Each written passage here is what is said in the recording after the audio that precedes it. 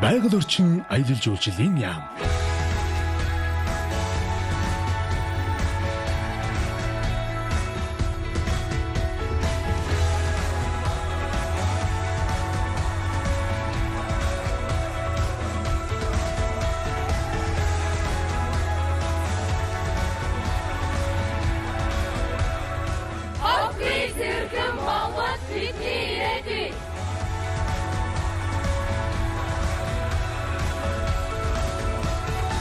Хоггүй цэвэрхэн Монголын төлөө хандлага өөрчлөе. Хоггүй орчинд амьдрахынтай хандлага хэрхэн өөрчлөлт зөв талал үйлдэлээс ихээхэн хамаардаг гэдгийг өнгөрсөн хугацаанд явуулсан хэд хэдэн нөлөөллийн арга хэмжээнээс харж болно. Тодорхойлбол сүүлийн жилүүдэд гадныг нь муухай харагдахгүй бай өөрсдөө ч эрүүл мэндийг хамгаалж хүрээлэн борчийг хотоо хайрлаж улмаар зөв дадлал зуршлыг бий болгохыг суурайлахыг байгаль орчин аялал жуулчлалын яамнаас гаргасан. Ингээд цэвэрхэн наацхан уярыг дэвшүүлснээр хий хоосон туг талбайгаар цээжээ дэлдэж явж идэхээс илүүтэй хогийн савнд хийчихдэг ухамсар илүү суусан гэж годомж талтгүй үйлчлэгчнэр баяр наадмын үеэр ам сайтай байдаг байлаа. Тэдний нуруунд дээр их ачаач өнгөлөгдсөн. Тиймээс энэ нөлөөлийн арга хэмжээг зөвхөн наадам баярын өдрүүдээр хязгаарлаж зогсохгүй бүх орондоо өдөр бүр өрнүүлэх санаачлалыг байгаль орчин аялал жуулчлалын яамнаас гаргасан юм а. Улмаар 2019 оны 8 сарын 1-ээс эхлэн хоггүй цэвэрхэн Монгол аяныг өрнүүлж 2020 оны 6 сарын 1-нд үр дүн тоосон гаргахаар болсон билээ. Аяны хүрээнд хог хаягдлын тоо хууль, хог хаягдлыг ангилах урамшуулал, хариуцлагын системийг шашаатны засаг захиргааны байгууллагууд иргэдэд таниулан сурталчлах юм а.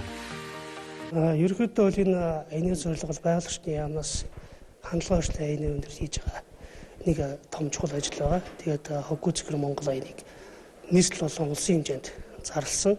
За аяны хүрээнд гэх юм бол бид нэр бүсчилж тэгээд одоо тодорхой сар болгон тодорхой сэдвүүдийн хүрээнд арга хэмжээ зохион байгуулж орохоор үр даалгавар өгж ингэж хийж байгаа аян байгаа.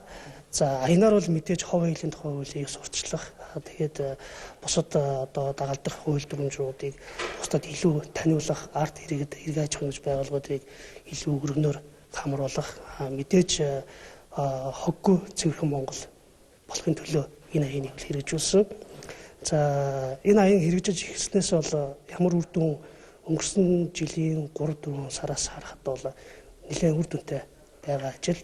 За орон нутгад бол энэ аянд ерөнхийдөө л ард иргэдийг бүгдийг хамруулах, оролцуулах, оролцооны харин дээр тулгуурлаж хийж байгаа үр дүн бол ажиллагдаж байгаа. Эндээс анзаарч харж байгаа зүйл нь бол мэдээж орон нутгад бол хог хаягдлын тухай хуулийг одоо хэрэгжүүлэх хүрээнд бол хийж байгаа ажлууд бол тодорхой угаасаа сайн хийж байгаа.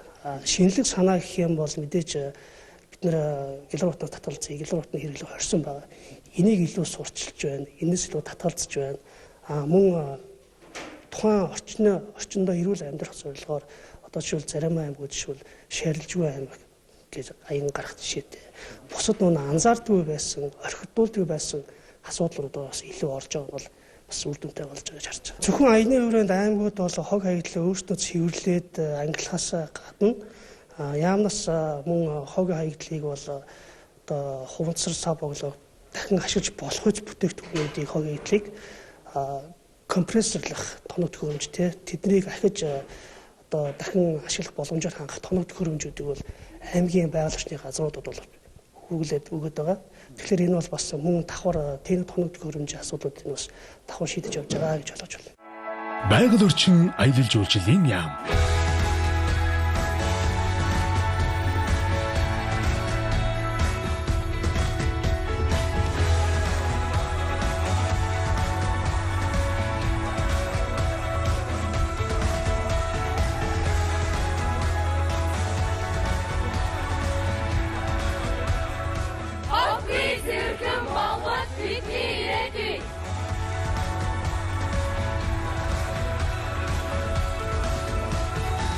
Хоггүй цэвэрхэн Монголын төлөө хандлага өөрчлөе.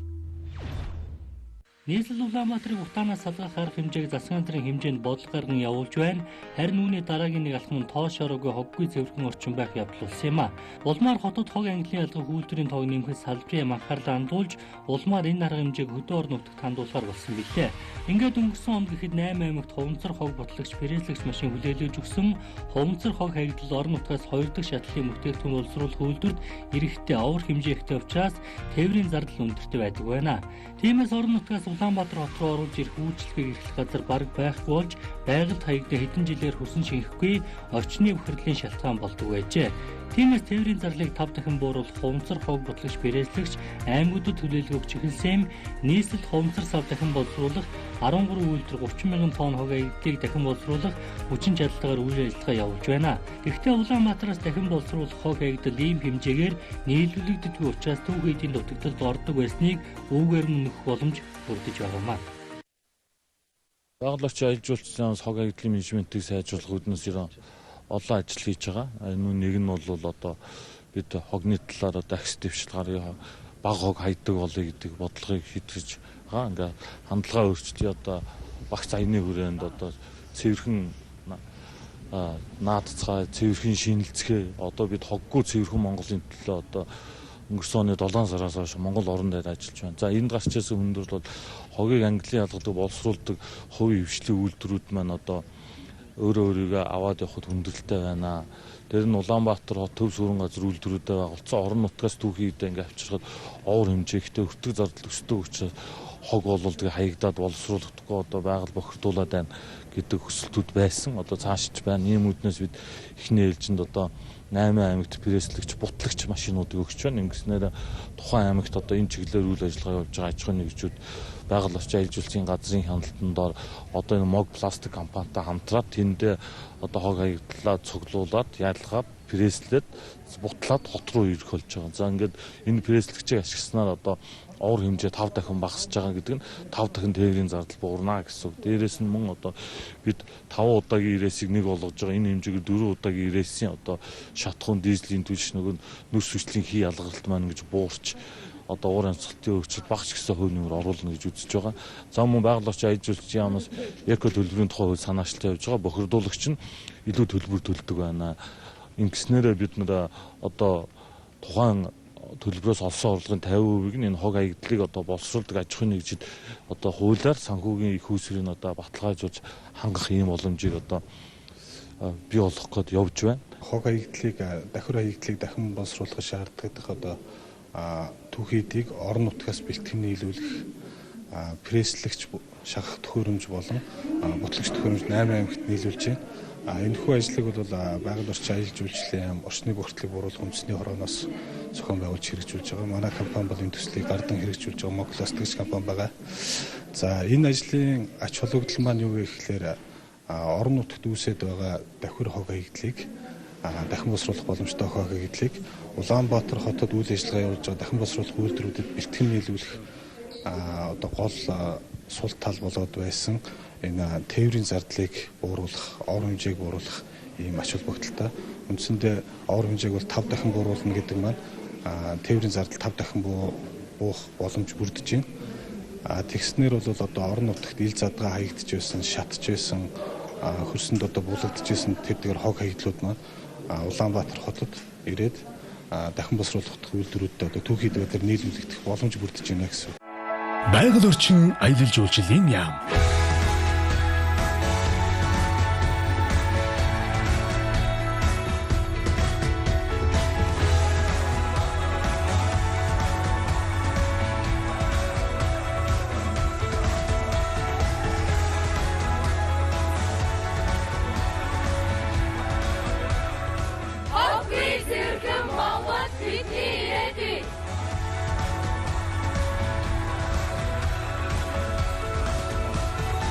Хоггүй цэвэрхэн Монголын төлөө хандлага өөрчлөе. Хоггүй цэвэр Монгол аян орон нутагт эрчимтэй өрнөж байна. Тухайлбал Сүхбаатар Хөвсгөл аймгийн жишээг энд дурдж болох юм а. Хог хайхгүй бай хогийн ангилан ялгах дадал зуршлыг багнасаа суулгаж улмаар өнөөдөр биш юм а гэд ирээдүйд бид эрүүл хоггүй Монгол улсад айж төрж нэг аянаас эхлүүлсэн үр дүн нийт монголчуудаараа хараад суух цагийг хүлээж байгаамаа. Хөвсгөл аймгийн тухайд гаднах төрх зохион байгуулалт сайд эдий боловч хог хайдлын асуудлыг бүрэн шийдэж чадаагүй байсан. Тиймээс байгаль орчин аялал жуулчлалын яамнаас хэрэгжүүлж байгаа хоггүй цэвэрхэн Монгол хөтөлбөрийг дэмжиж ажиллаж байгаа юм байна. Ингээдтэй хамгийн бага бүтэц болох сургуулийн өмнөх насаас эхлүүлэн хоггүй цэвэр Монгол арга барилыг нэвтрүүлж эхлэх санаачил гаргаж, улмаар төрийн бүх шатны байгууллагын хамтын ажиллагааг үүн татаар суулгаад ажиллаж байгаа юм байна. Ингээдтэй цэцэрлэгийн насны хүүхдүүдийн дунд хогоо ангилан ялгах ухамсарыг бий болгохоос гадна цаашлаа цэцэрлэг сургуулийн гадна эко хогийн сав байрлуулах зэрэг ажлыг эхлүүлжээ. Өмнө нь хогийг гадна талдаа оолоо тажигдаг, түүнийг нь төрийн үйлчлэгээний байгууллагын ирж ачаад явдаг гэдэг хуучин тогтолцоог халах нь хамгийн ихний хоггүй цэвэр Монгол байх санаачлагын нэг юм а гэдгийг шийдвэр гаргахчид болоод орон нутгийн төвшөнд ярьж эхэллээ. Хогоо ангилж хайдаг. 11 мянган айлд одоо юм хогийн сав өгөөд хогныхан тэр төрлөө шалтгаалаад хогийн сав өгөөд тэгээд хогоо ангилан ялгадаг. Тэгээ одоо манай энэ Булган аймаг байна уу тийм ээ? Булган аймагт одоо бас энэ жижиг хог боловсруулах юм жижиг үйлдвэр бас ирж суурилагдсан байгаа. Тэгэхээр энэ үйлдвэрүүдийг бол одоо явандаа бас энэ Хөвсгөл аймаг дээр авчирч хийх хэрэгтэй юм байна. Ингэх юм бол бид нэр хогч нь бас нөгөө талаас бас бизнес байгаа шүү дээ. Тийм ээ, энэ хогийг дахин боловсруулах дээр бол энэ олон ажлын байр бий болох ийм боломжууд нэж байгаа. Дандаа жижиг оврын үйлдвэрүүдээр шийддэг юм байлээ. Тэгэхээр бол энэ дээр одоо ингээд хогоо ангилан ялгаад тэгээд тодорхой хэмжээнд одоо тэр дахин боловсруулах үйлдвэрүүдийг бид нар авчирч суурилуулж чадах юм бол бас олон ажлын байр бий болох юм байна гэж бодож байгаа. Тэгээ мөрөн дээр одоо хамгийн том асуудал бол энэ ажилгүйдлийн асуудал байгаа. Ажлын байр шинээр бий болох асуудал байгаа. Тэгэхээр ингээд энэ хогныхоо менежментийг сайжруулах. За энэ шинэ мөрөн хорооллын асуудлын гэрэлтэй мөрөн гэдэг энэ хөтөлбөрүүд хэрэгжиж эхлэх юм бол эргээд одоо энэ олон ажилгүй залуучууд бас ажилтаа болгох, өөрийн орлоготой болох ийм одоо боломжууд нь байгаа гэж харж байгаа. Байгаль орчин аялал жуулчлалын яам.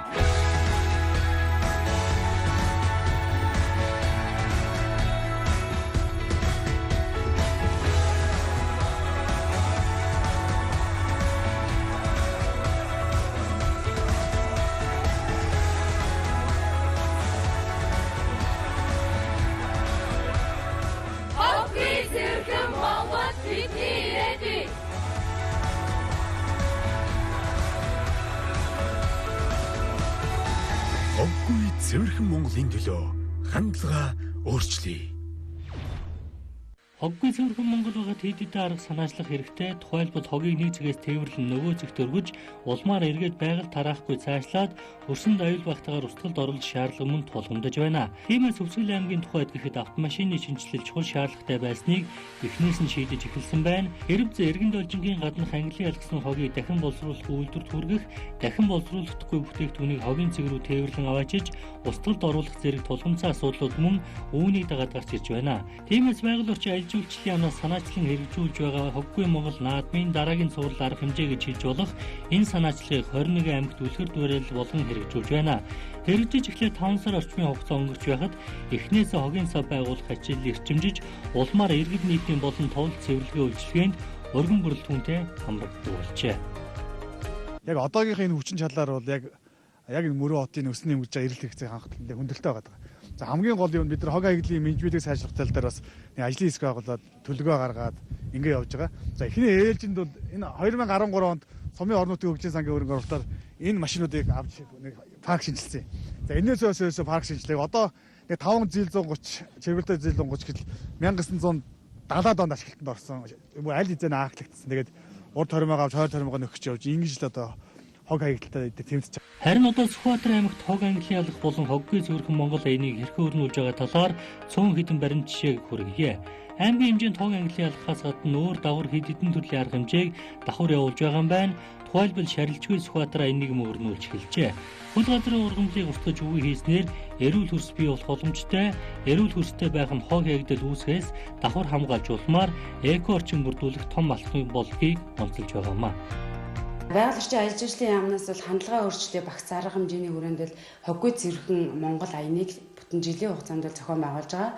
За аяны маань одоо гол үр дүн маань бол одоо иргэд хүүхэд залуучуудын одоо хандлагыг өөрчлөх, төрийн байгууллагуудын уялдаа холбоог сайжруулах, хог аяллыг бол одоо их усүр дээр нь багасгах ийм зорилготой. За уг ажилд бол үр дүнгээ өгж байгаа юм аян болж байгаа. За Сүхбаатар аймгийн хувьд бол хоггүй цэвэрхэн Монгол аяны хүрээнд л холбогдох байгууллагууд буюу одоо тусгай хамгаалтай газар, буур нуур менингийн талын сав газар, Сүхбаатар тогтчил үйлчилгээний газар, баруун урд сумнууд, мөн сумдын засаг даргын тамгын газруудтайгаа бол хамтраад хийгдэх ажлынхаа одоо төлөвлөгөөг боловсруулад одоо ажиллаж байгаа. За манай аймгийн хувьд бол 8 сард бол шарилжгүй Сүхбаатарчууд бол уриалга төвшүүлэн ажилласан. За энэ аяныхаа хүрээнд бол нийт одоо энэ аянд бол аймгийн хэмжээнд бол 2800-аад одоо иргэд 95 байгууллага оролцож 2850 м3 одоо шарилжийг устгасан. За 8 сар маань бол болохоор аялал жуулчлалын сар буюу одоо мөн одоо энэ харшлын сар байдаг. За үүнтэй холбогдуулж тусгай хамгаалалтай газар нутгууд дээр бол одоо аялал жуулчлалын бүс газруудаа хог аяглалын одоо хэн шалгалт хийх, за мөн одоо хогийн цэвэрлэгээ зохион байгуулах ажлуудыг хийж нийт 16 тонн хог аядлыг цэвэрлэж одоо хүүхэд иргэд залуучуудад бол зөвлөмж тарааж хяналт тавьж ажилласан байгаа. Байгаль орчин аялал жуулчлалын яам.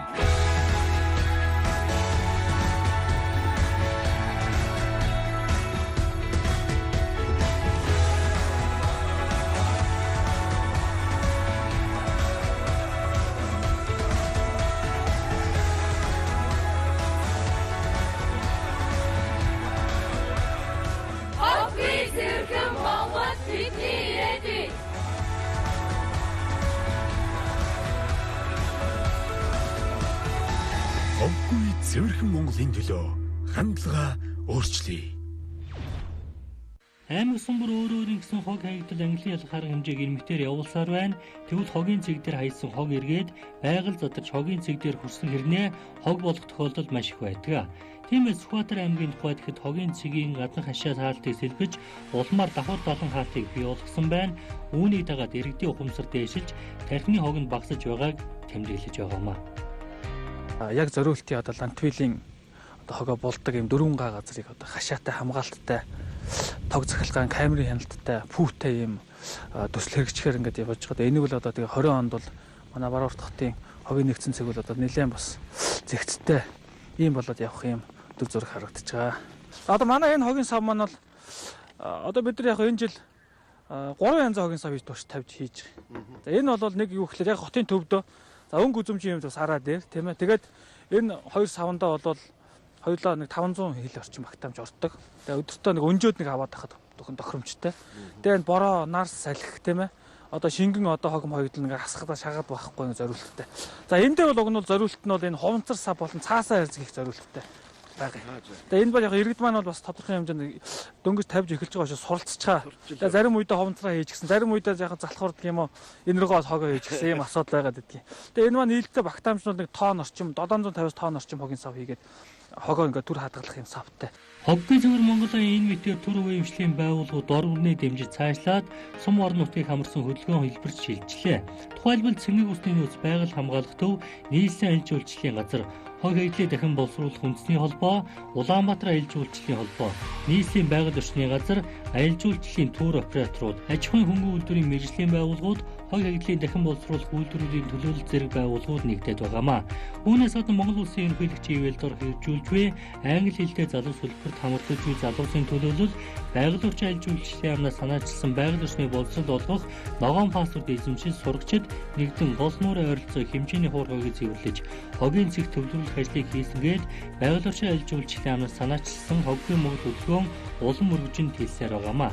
Тиймээс хоггийн зөвхөн Монголыг бий болгоход иргэн бүрийн оролцоо чухал гэдгийг уриалж байна. Байгаль орчин аялал жуулчлалын яам.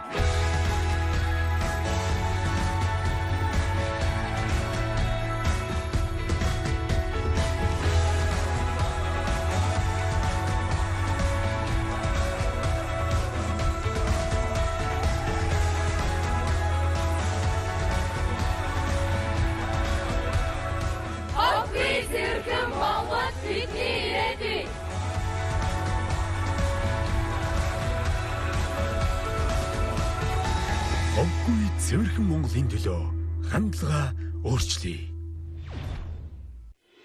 Эрүүл амьдралын энгийн жор сайн брэнд.